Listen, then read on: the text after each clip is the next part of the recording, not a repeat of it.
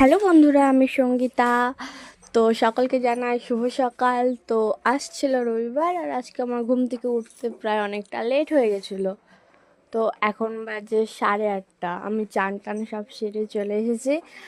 আর কি করব ভেবে পাচ্ছি না, পুরো মাথা খেলে গেছে। কারণ আমাকে 10টার মধ্যে ডিউটিতে বেরোতে হবে। আর কি রান্না করবো ভেবে দেখলাম ডিম আছে, তো ভাবলাম ডিমের ঝোল করে নিই। তারপরে রান্নাঘরে চলে গেলাম রান্না করতে। আর এদিকে রান্নাবান্না সব সেরে নিলাম। আমি ম্যাজিক করে আলু পেঁয়াজ সব কেটে নিলাম। আর এদিকে মা হচ্ছে গোপাল তুলছে, আমার শাশুড়ি মা।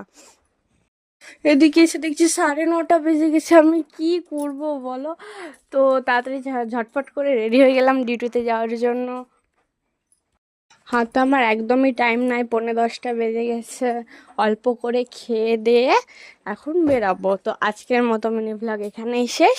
দেখা হচ্ছে নেক্সট মিনি ভ্লগে। আর সবাই ভালো থাকো, সুস্থ থাকো, টাটা।